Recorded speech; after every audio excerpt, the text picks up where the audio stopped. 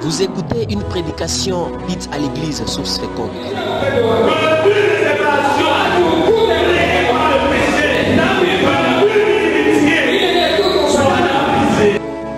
Une église centrée sur le salut des âmes. Elle œuvre dans les domaines de l'évangélisation, de l'enseignement de la parole de Dieu, de la communion fraternelle, de l'assistance ainsi que de la prière. Elle est dirigée par le révérend pasteur Désiré Mbaye.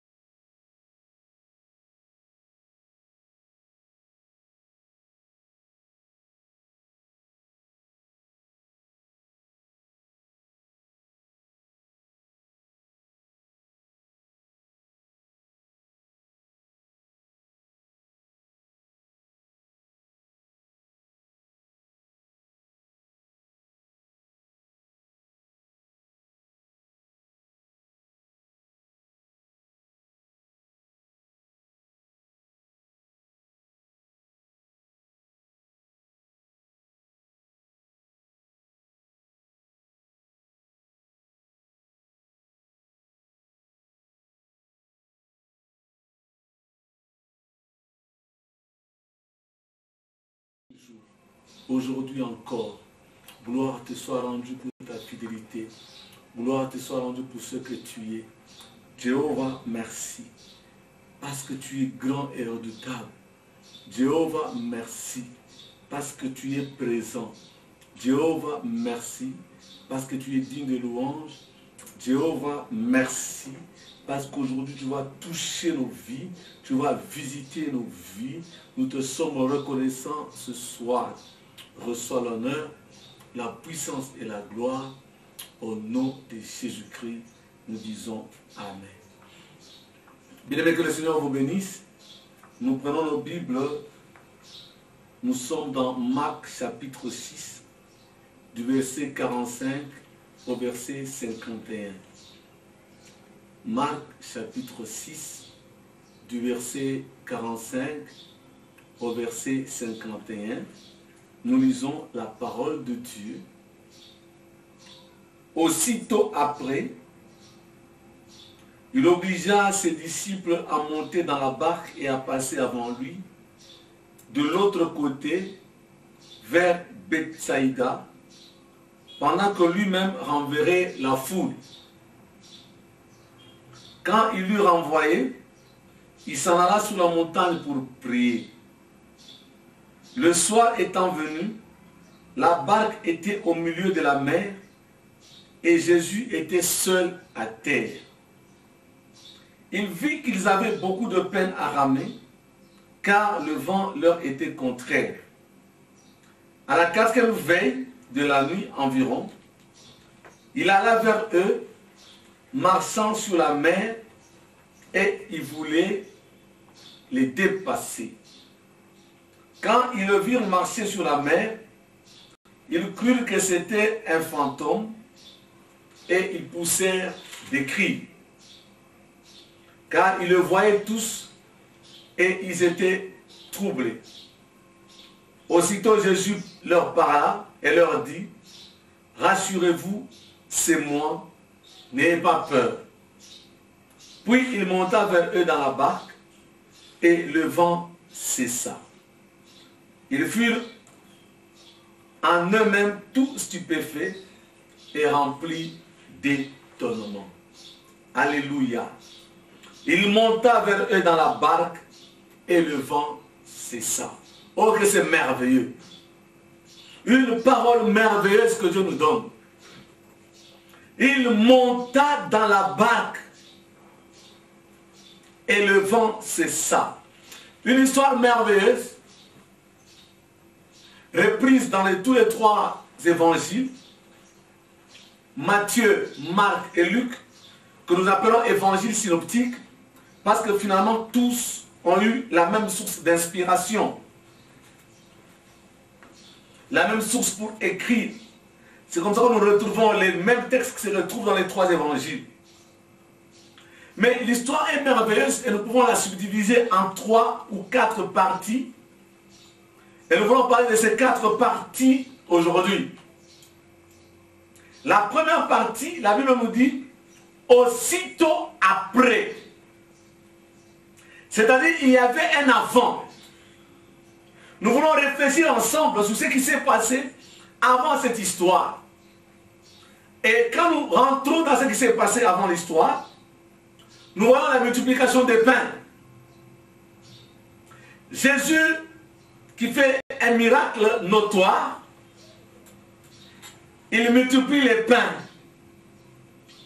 Plus de 5000 hommes qui ont mangé les pains. Et après avoir multiplié les pains, il va demander à ses disciples d'aller de l'autre côté de la mer, parce qu'il y avait beaucoup de gens et que les disciples ne s'étaient pas reposés. Quand les disciples sont partis de l'autre côté de la mer, lui, il est resté à la montagne pour prier, après avoir renvoyé la foule. Et c'est quand il a renvoyé la foule, qu'il a vu de loin que les disciples avaient des problèmes pour avancer, et il est parti les rejoindre. Voilà le résumé de l'histoire. Mais avant cela, nous parlons de la multiplication de pain. Pourquoi Jésus a multiplié les pains? Le verset 34 nous dit ceci. Jésus vit une grande foule et fut ému de compassion pour eux, parce qu'ils étaient comme des brebis qui n'ont point de berger. Alléluia. Oh frères et sœurs, Jésus avait compassion de la foule. Nous avons un berger, nous avons un sauveur. Son cœur a parlé. Il ne peut pas laisser les brebis comme s'il n'y avait point de berger. Alléluia. Oh, sois rassuré aujourd'hui. Si tu es la brebis du Seigneur, le Seigneur ne te laissera pas comme si tu n'avais pas de berger. Le Seigneur ne te laissera pas continuer à vivre dans la famille. Le Seigneur ne te laissera pas continuer à vivre comme s'il n'y avait personne autour de toi. Il était ému de compassion. Et il a fait un miracle. Il a nourri la foule. Je prie le Seigneur aujourd'hui que mon Dieu te nourrisse. Que mon Dieu te nourrisse. Que Dieu te nourrisse. Toi qui es dans le besoin, le Seigneur va intervenir dans ta vie au nom de Jésus-Christ. La deuxième partie, la Bible dit, nous sommes au verset 47, le soir étant venu, la barque était au milieu de la mer. La deuxième partie, Jésus a demandé à ses disciples de traverser, d'aller de l'autre côté. C'est un voyage. Le voyage qui part d'un point A vers un point B. Oh bien-aimé, dans ce monde, tu es en train de voyager.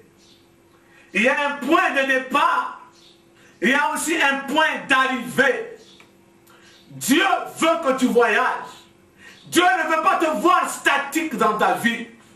Dieu ne veut pas te voir bloqué dans ta vie. Notre Seigneur, c'est un Seigneur qui veut que nous puissions voyager, qui veut que nous puissions nous déplacer. Et ce qui est merveilleux, ce voyage se fait sur l'ordre du Seigneur. Il dit, allez, Jésus va leur demander, va les renvoyer pour qu'ils puissent aller de l'autre côté. Oh, c'est merveilleux. Nous sommes en train de voyager sur cette terre. Nous voyageons dans notre vie. Nous partons d'un point à un autre, d'un âge à un autre.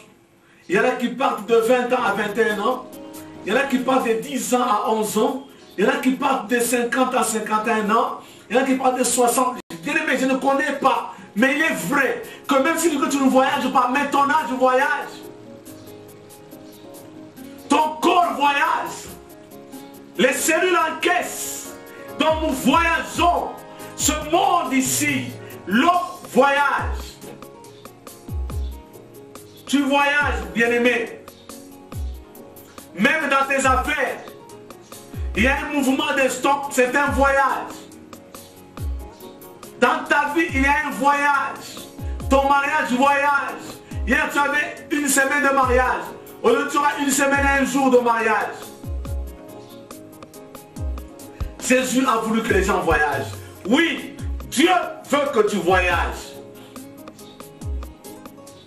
Oh, il est merveilleux. Il est merveilleux.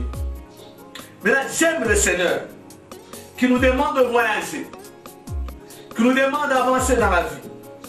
Je me souviens dans la Bible, pendant qu'Israël rentrait, il a tourné autour de la montagne. Dieu leur a dit non, non, non, non, non, non. Ce n'est pas comme ça. Vous devez avancer. Frère, ne tourne pas autour de la montagne. Ne tourne pas dans tes affaires. Ne tourne pas en rond dans ton mariage. Le temps de voyager est arrivé pour tes affaires. Le temps de voyager est arrivé dans tes études, dans ta vie. Tu dois voyager. Et c'est l'ordre du Seigneur. Oh, ça c'est merveilleux. Le verset 48. Il vit. Ah, ça c'est extraordinaire. Pendant qu'il voyageait, le Seigneur les observe. Oh, que c'est merveilleux, bien-aimé. Pendant que ton âge avance, Dieu t'observe. Pendant que ton mariage, ton travail avance, Dieu t'observe. Il vit. Il les observe. Tu observes les gens qui voyagent. Pendant que tu es dans un train, dans un avion, dans un véhicule, il voit, il vit, il voit, il regarde, il observe.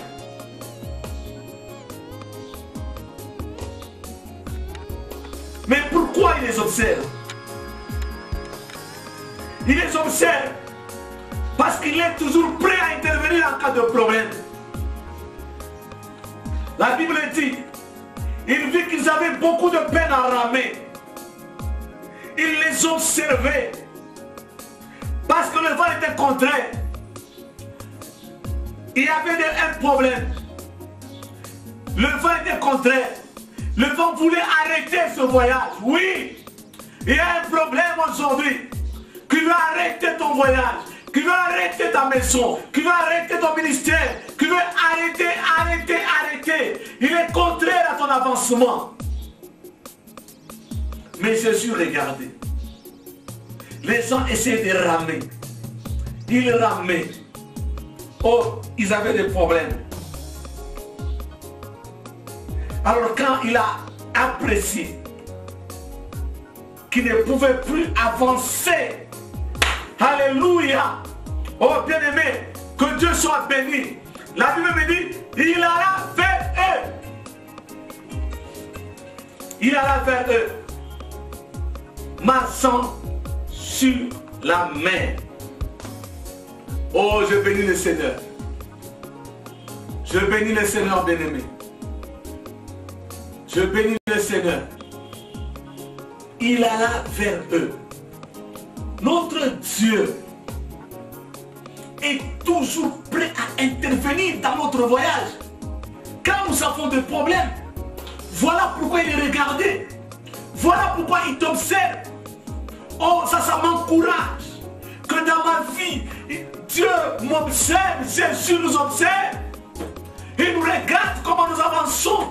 Comment la famille avance, comment le mariage avance, comment l'église avance, comment les affaires avancent. Quand ça ne marche pas, bien aimé, suivez-moi bien, regardez. Jésus est resté pour prier. Il les observait. Quand il a constaté qu'ils ne pouvaient pas bien ramer, qu'ils avaient de la peine et qu'il y avait un vent contraire, il a arrêté de prier. Il est parti intervenir. Oh, je bénis le Seigneur. Quand tu as des problèmes dans ta vie, nous avons un Dieu qui arrête l'intercession, qui descend avec nous, là où nous sommes. Oh, je me souviens de Daniel. Quand on les a jetés dans la fournaise ardente, Jésus n'est pas resté au ciel en train d'intercéder. Il est descendu dans la fournaise. Je vais te dire aujourd'hui, le Seigneur va descendre dans ta fournaise. Il va descendre dans ta barque. Il ne va pas rester en train d'intercéder. Il descendra. Oh, nous avons un Dieu qui agit. Il descend. Il descend. Il descend. Il est descendu. Ça, j'aime.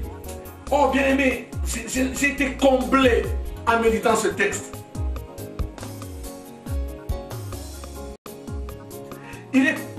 Il alla vers eux marchant sur la mer. Regardez très bien. Quand Jésus veut intervenir dans ta vie, il n'utilise pas les moyens des hommes. Alléluia. Lui n'a pas utilisé la barque. Il n'a pas utilisé un avion. Non, non. Quand Dieu veut intervenir dans ta vie, il ne va pas utiliser les moyens des hommes. Il viendra comme un miracle, comme un éclair. Jéhovah va venir dans ta vie. Il est descendu dans sa vie. Oh bien-aimé, Dieu va intervenir dans ta maison, pas avec les moyens des hommes. Dieu va intervenir miraculeusement dans ta maison. Je suis en train de dire à quelqu'un qui souffre, qui ne sait plus ramer, parce qu'il y a des choses contraires dans sa vie. Dieu va intervenir miraculeusement. Les disciples n'avaient jamais vu un homme marcher sur les eaux. Oui, c'est que tu n'avais jamais vu dans ta vie. Dieu va le faire pour toi. Alléluia. Alléluia. Il a marché sur la mer. Oh!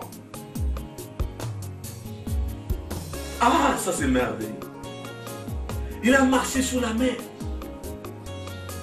Il n'a pas utilisé les moyens des hommes. Je bénis le Seigneur. Oh bien-aimé. Non. Dieu ne va pas utiliser une voiture pour venir chez toi. Il ne va pas utiliser un avion pour venir chez toi. Mais il viendra chez toi.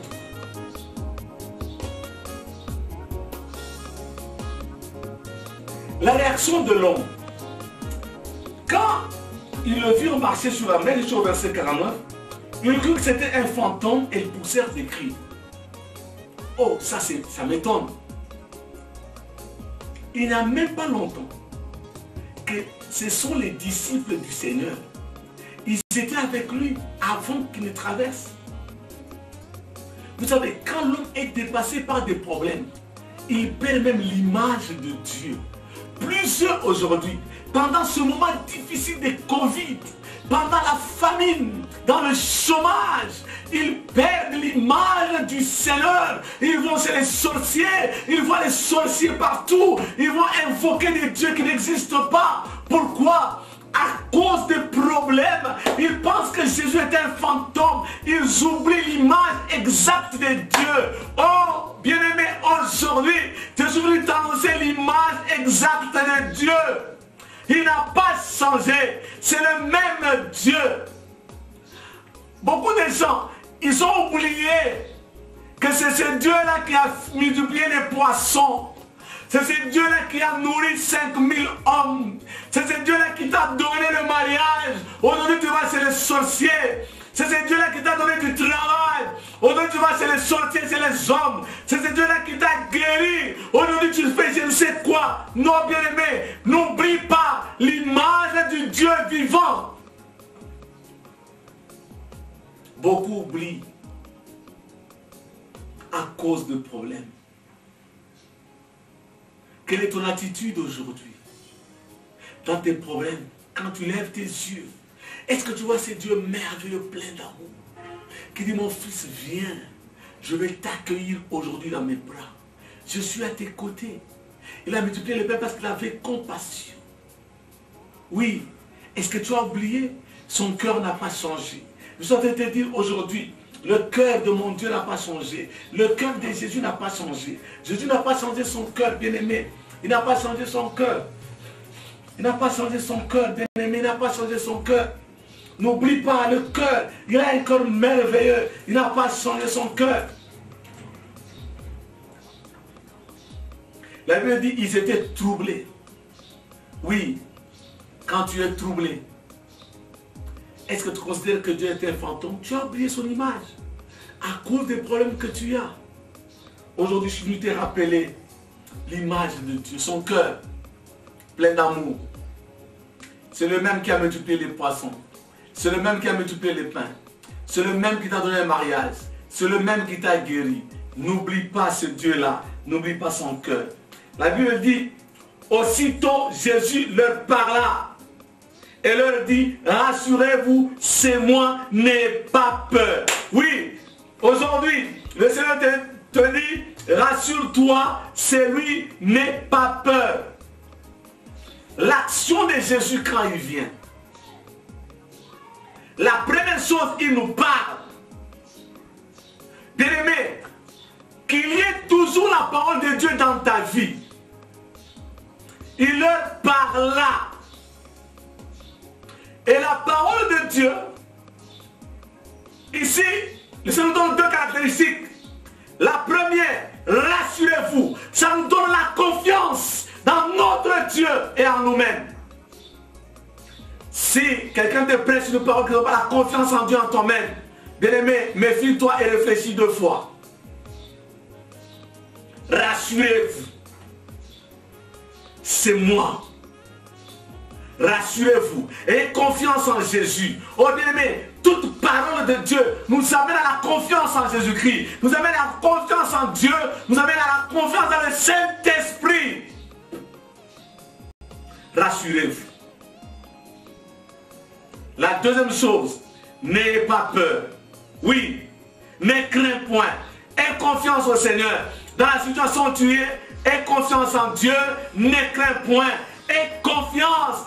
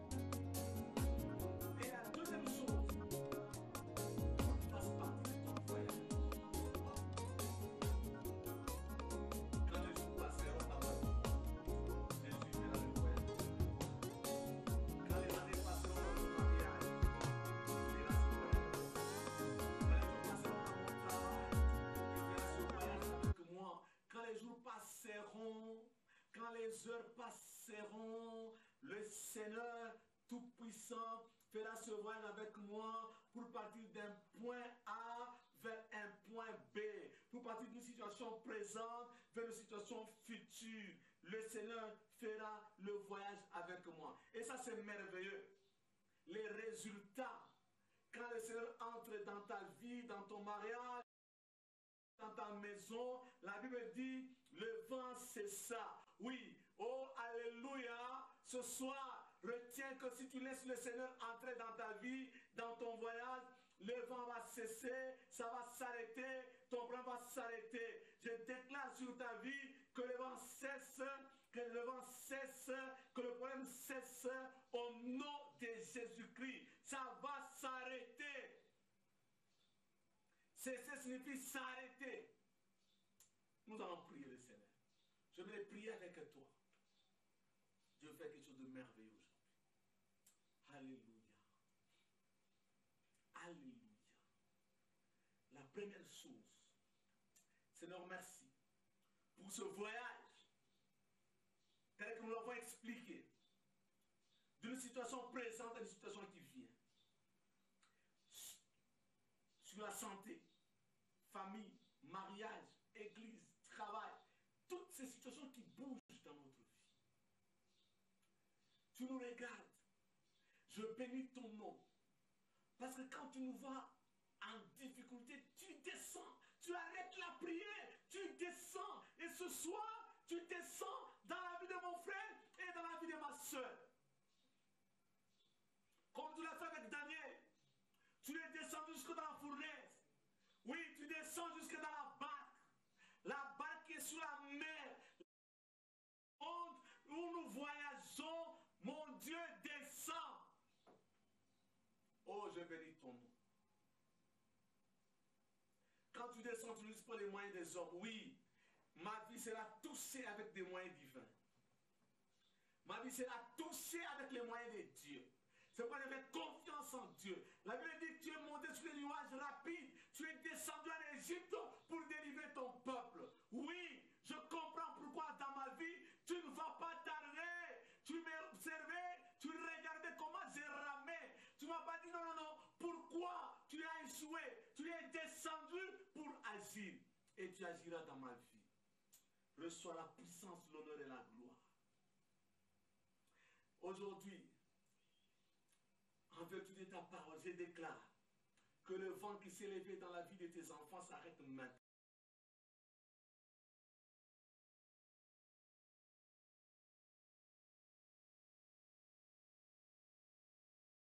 Il s'arrête, je le déclare. Le vent des problèmes, le vent de la sorcellerie, le vent du chômage, de la famine, il s'arrête au nom de Jésus-Christ. Père, je bénis ton nom, je bénis tes enfants qui commencent notre vie. Parce que quand tu arrives, le vent s'arrête. Merci. Tu es maintenant avec nous. Tu veux rester avec nous et tu veux voyager avec nous. Je bénis ton nom. Bénis ton peuple maintenant. Bénis ton peuple maintenant. Parce que tu es fidèle. À toi la gloire et l'honneur, la puissance et la majesté. Au nom de Jésus. Amen. Oh, que Dieu vous bénisse. Que le Seigneur vous bénisse, bien-aimés. Dieu est merveilleux. Tous ces vents qui se sont levés dans ta vie vont s'arrêter. Le calme va revenir. Tu verras la gloire de Dieu. Rassure-toi et confiance en Dieu. N'aie pas peur. Il va marcher avec toi. Il va cheminer avec toi pendant ton voyage. Nous vous bénissons. N'oubliez pas de nous suivre toujours sur les mêmes chaînes. Chaque mercredi, vendredi et dimanche. Et que la gloire de Dieu puisse vous environner. Que Dieu vous bénisse.